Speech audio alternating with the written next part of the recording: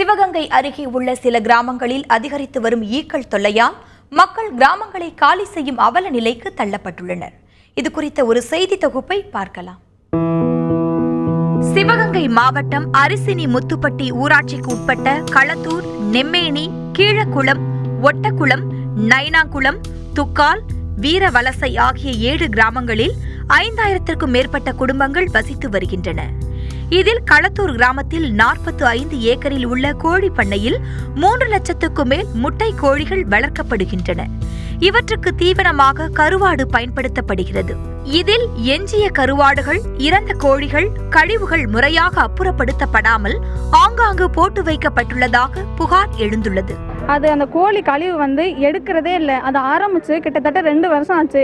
மக்கள் ரொம்ப அவஸ்தைப்பட வேண்டியதாக இருக்கு.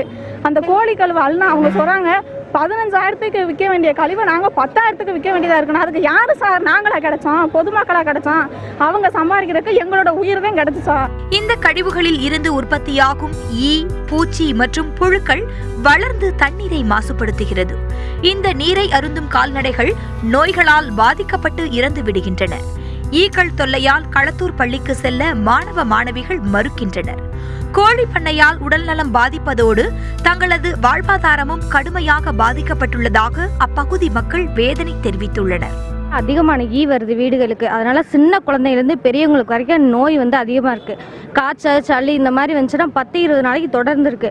நாங்களும் ஹாஸ்பிட்டல் போனால் மாத்திரை, ஊசி எல்லாம் கொடுக்குறாங்க. ஆனால் எங்களுக்கு குணமாக மாட்டேங்குது. இது எங்களுக்கு ஒரு பெரிய ப்ராப்ளமாக இருக்குது. ஈக்கள் தொந்தரவால் ஏராளமானோர் கிராமங்களை காலி செய்துவிட்டு வேறு இடங்களுக்கு செல்லும் சூழல் நிலவுகிறது. எனவே சுகாதாரத்துறை அதிகாரிகள் உரிய நடவடிக்கை எடுக்க வேண்டும் என்பதே களத்தூர் கிராமவாசிகளின் கோரிக்கையாக உள்ளது.